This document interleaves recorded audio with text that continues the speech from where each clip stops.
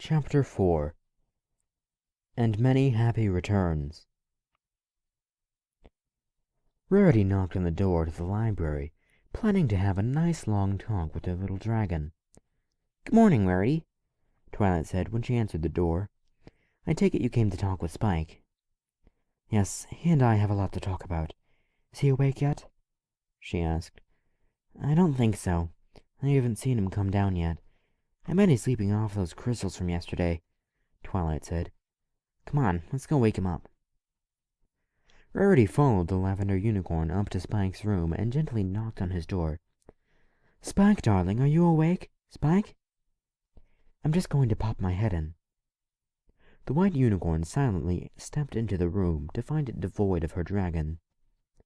The only thing she immediately saw was his empty bed, a scroll addressed to her resting on it. "Is everything all right, Rarity?" Twilight asked.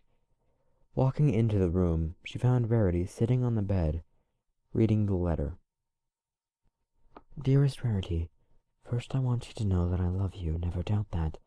I had to go out of town for a little while, but I will be back later this afternoon. Emerald is with me.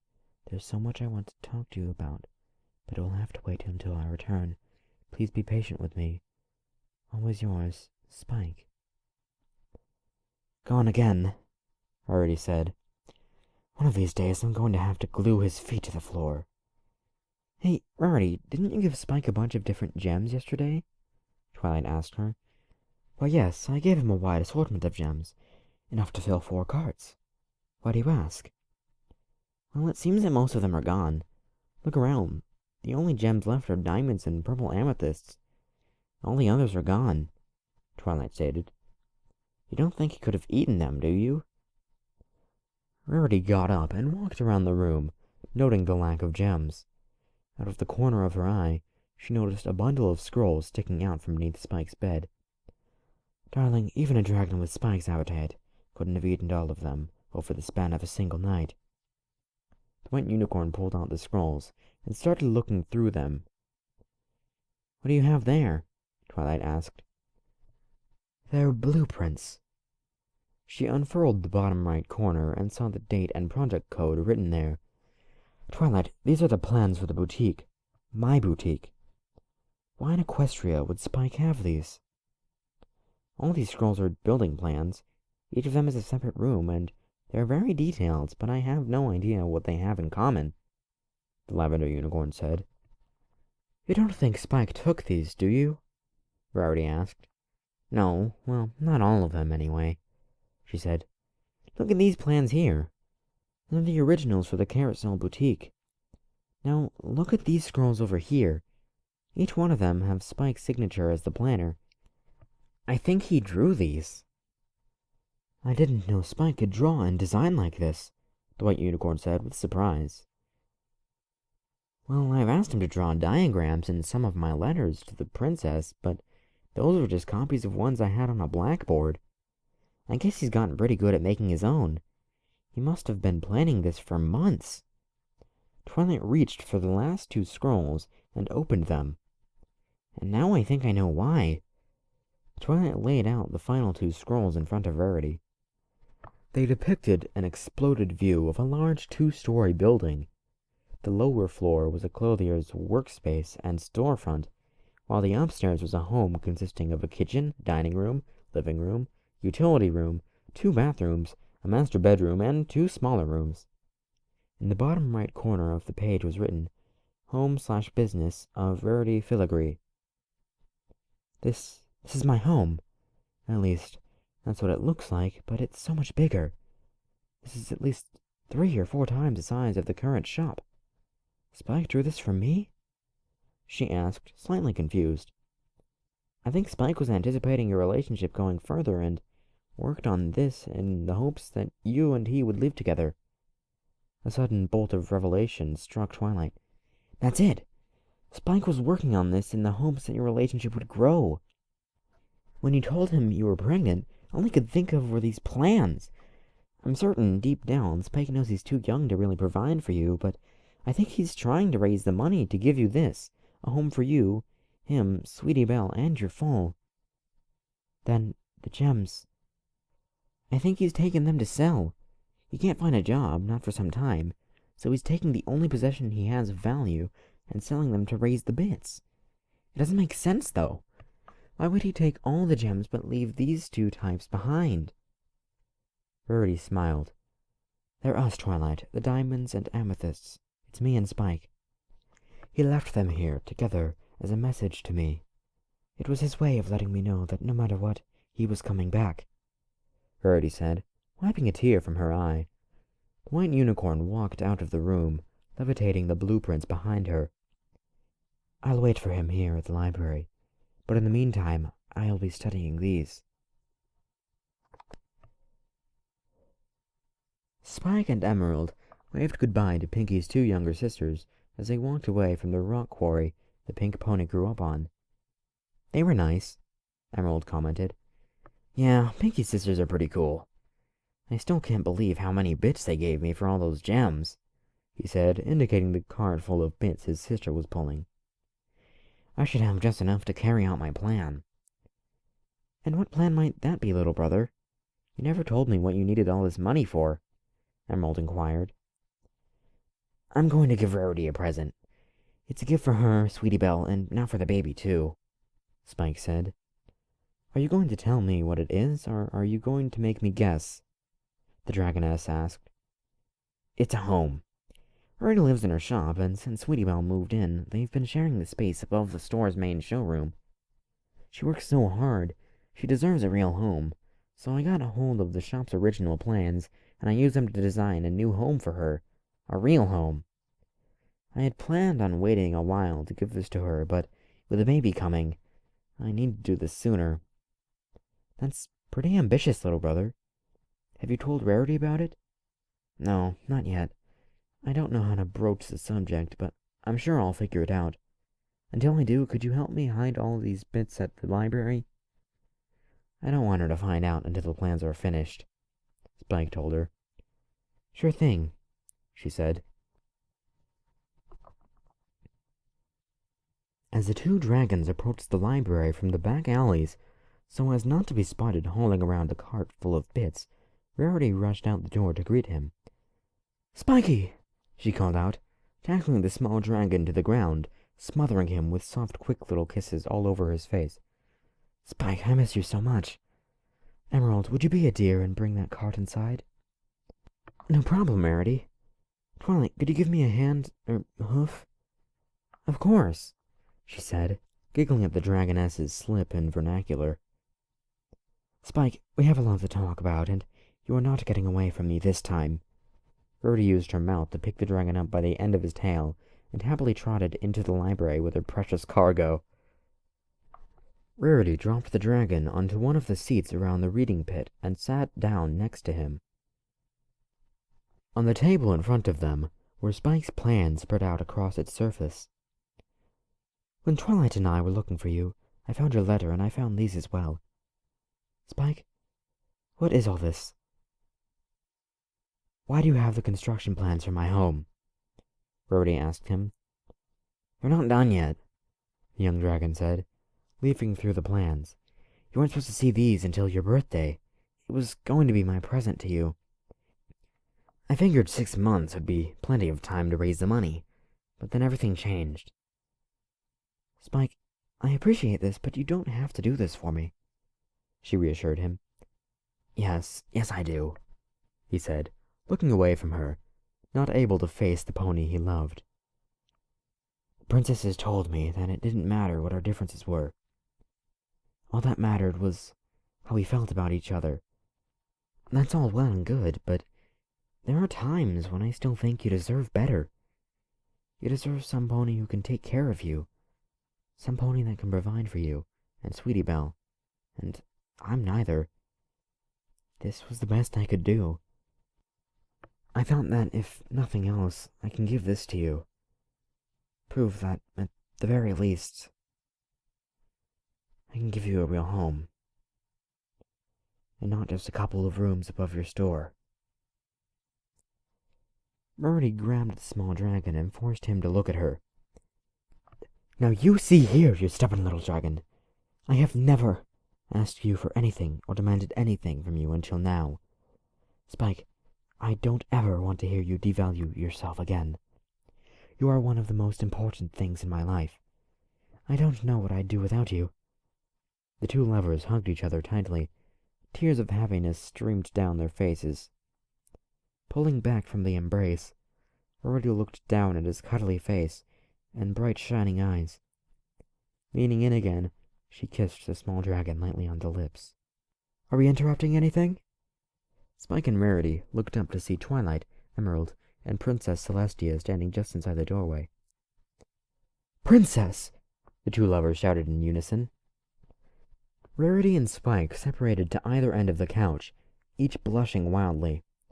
"I'm sorry, Princess, we didn't expect you. Please excuse what you saw," Rarity said. "It's quite all right," Celestia said with a small smile. "I've come because a friend of mine seems to be having a little bit of trouble as of late." "I'm sorry, Your Majesty. I didn't mean for you to get any further involved with my problems. Both you and Princess Luna have done so much for me already," the small dragon said. "Funny you should mention my sister. When Twilight sent me a letter informing me of everything that had been happening since you returned to Ponyville, it was Luna that suggested a course of action that I think will work out for all parties involved." "Princess, just out of curiosity, where is Princess Luna? I thought she'd want to be here since she took such an interest in Spike's problem," Twilight asked, trying not to sound too expectant. "Luna said she had some important research to do. She sends her apologies," Celestia said. "Back to the matter at Hoof. Twilight, it has been decided to increase the stipend you receive from the Treasury. The increase should be more than enough for you to pay Spike a fair wage for the work he performs for you and here at the library. Spike, I appreciate that you want to do this on your own, but I need you to understand how important your assistance to Twilight is. I would consider it a personal favor if you continued your work with her. Can you do that for me?" "Yes, Your Majesty." "Thank you. This is more than I could have hoped for," Spike said, hugging Rarity tightly. Princess Celestia walked next to the table and quickly perused the blueprints. "Spike, did you draw these?" "Yes, Your Majesty. It's a gift for Rarity and the baby," the young dragon informed her. "Baby? What baby?" the princess inquired. Rarity swallowed hard. Telling her friends was one thing, but telling the ruler of Equestria was quite another. Rarity's heart rate increased as her anxiety swelled. Spike could see her begin to sweat and shake. He stroked her mane slowly in an attempt to calm her. The white unicorn mare looked down at the little dragon, smiling back at her, his eyes radiating the love and concern he felt for her. She turned to face the princess's questioning gaze. "Yes, Your Highness, I'm pregnant and Spike is the father. While he was Pony, we were intimate. As a result, I am now carrying his foal." "Just as I suspected, and I couldn't be happy for you both. Although I wish Twilight had been a little more complete in her last letter." Twilight smiled awkwardly. "As much as I'd love to stay and catch up with each of you, I fear I must be going. I wish you all the best. And Spike?" "Yes, Princess?" "Instead of building a completely new second floor, have the current boutique lifted and placed on top of a newly built first floor. The 2 rooms up at the top can serve as an attic storage space, and the old shop can be cleared and rebuilt as a new living space. That should cut down on building cost and complete the new building in half the time," she suggested. Spike studied the plans carefully. "You're right, Princess. Doing it that way would cut the cost almost in half. Thank you so much for your help." "It's my pleasure, Spike," the princess said with a smile. "Do let me know when the baby is born. I'd like to pay another visit and see him or her if I could." "Of course, Your Majesty. You are always most welcome in our home," Rarity said. "Our home?" Spike asked. "Yes, darling, our home." She smiled, pulling the little dragon close to her. The princess smiled at the loving couple one last time before departing back to Canterlot.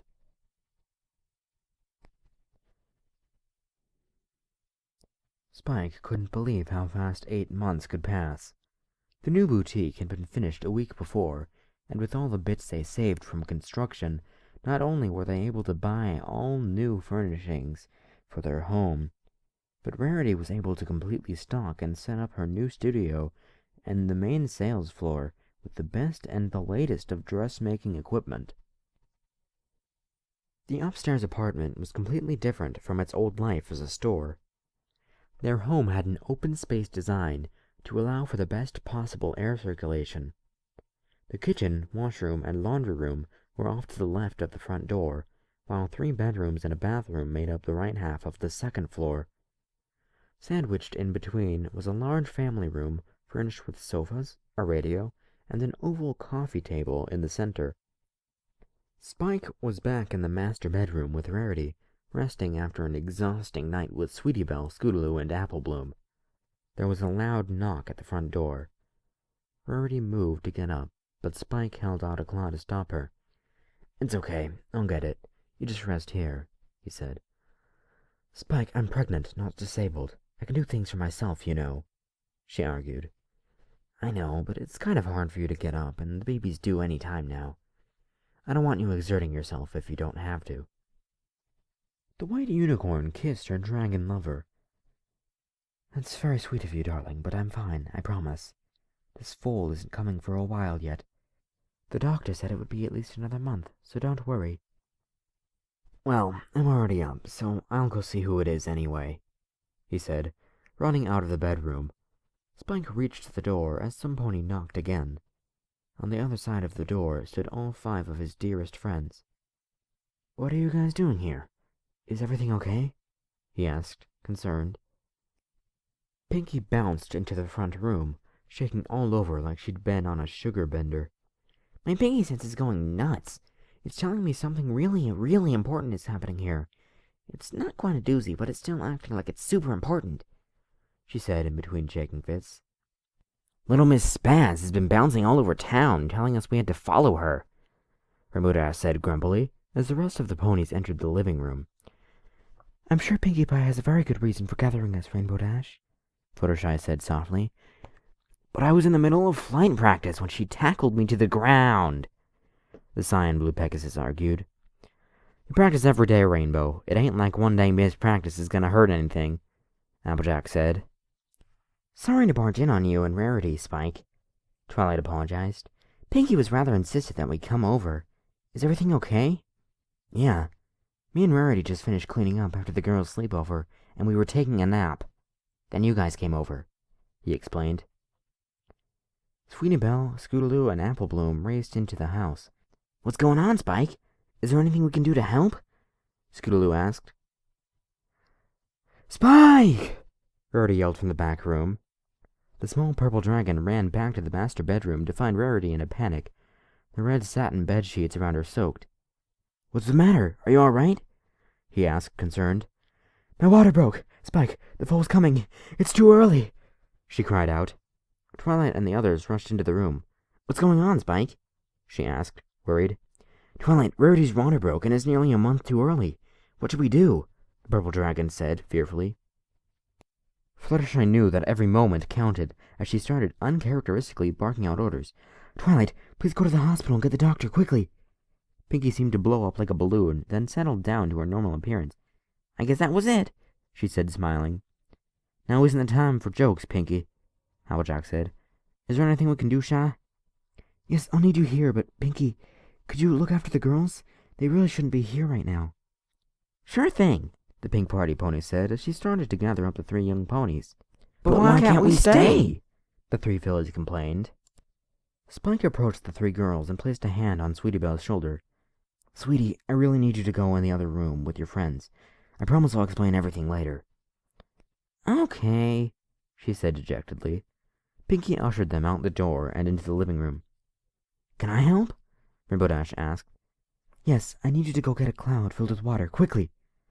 "Fast as what I do, Shy. Be right back," Dash said as she flew out the bedroom window. "Applejack, you and I are the only ponies I know with any experience birthing. Until Twilight gets back with the doctor, you and I are going to have to help Rarity.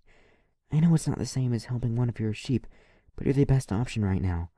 I'd say we should get her to a hospital, but I don't think we should move her right now, Fluttershy said with a confidence that was normally out of character for her.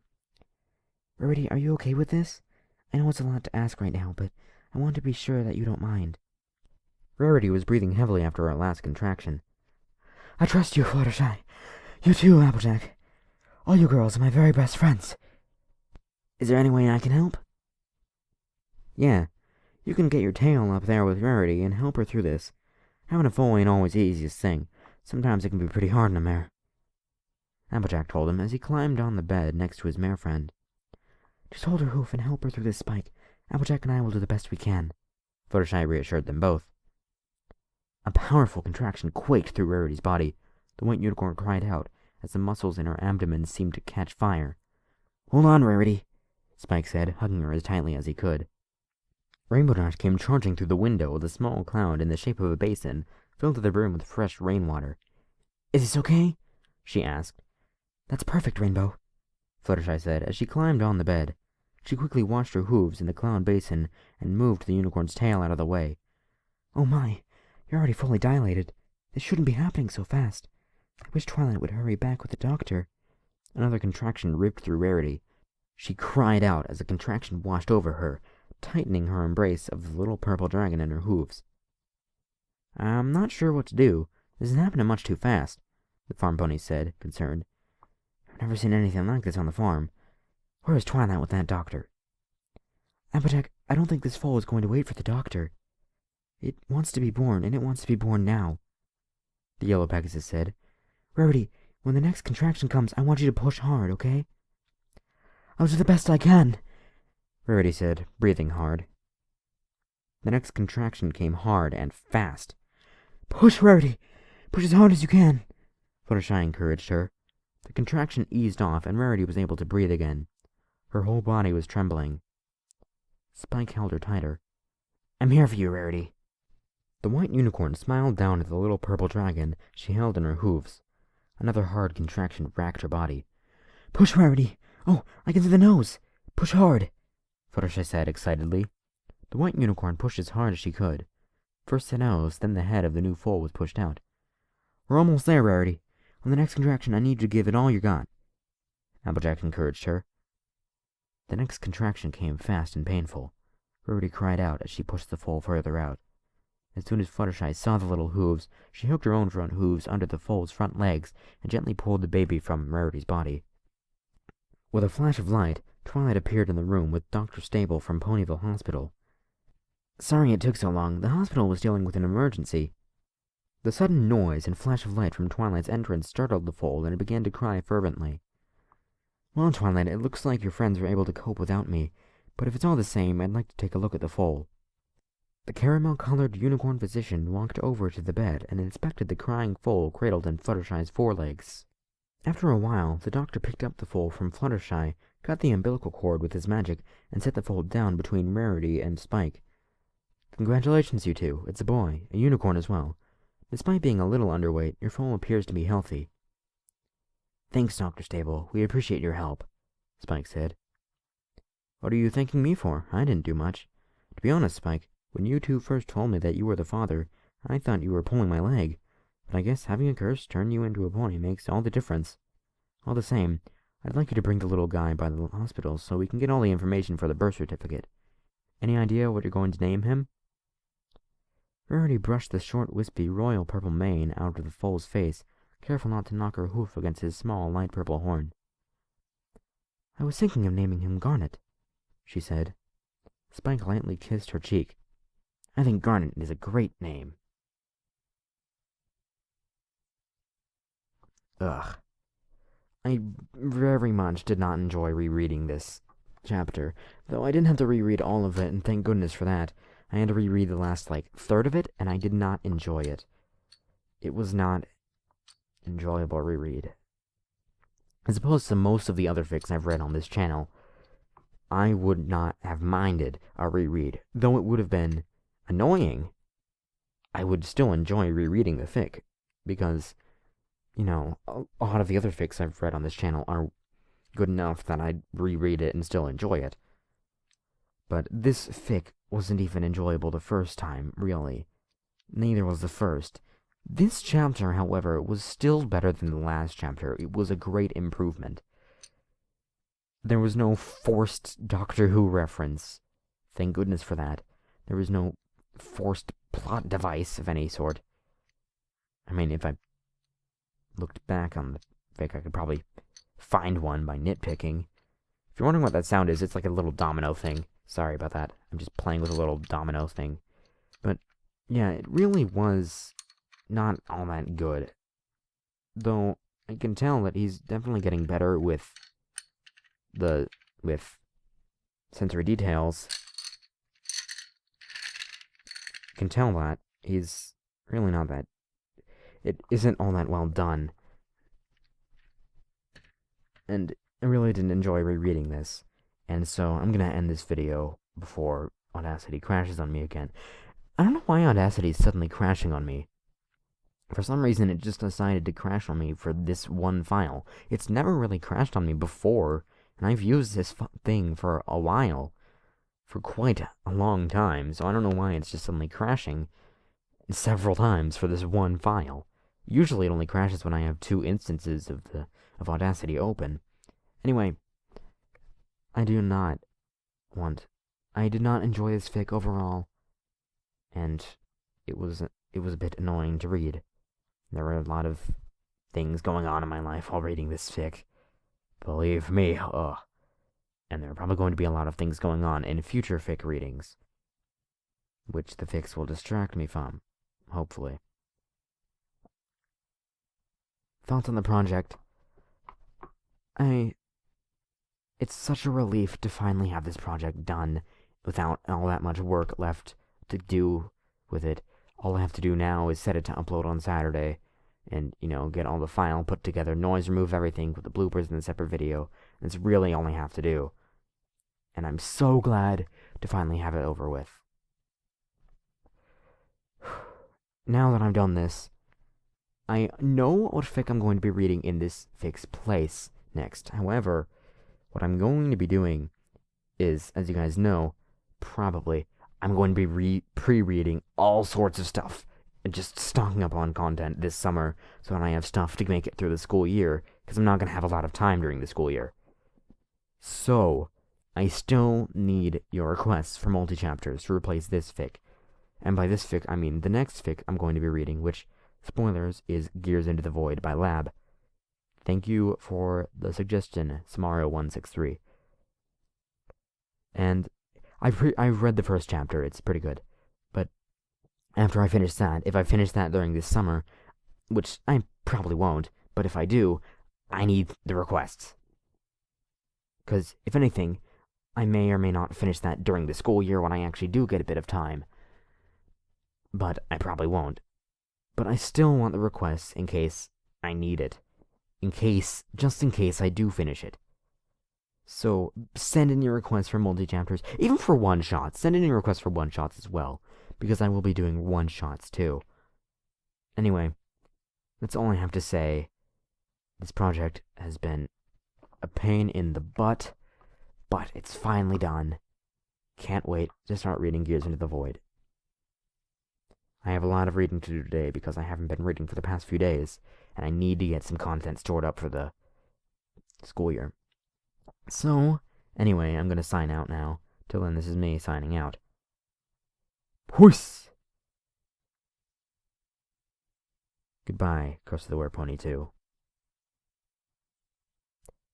And good riddance.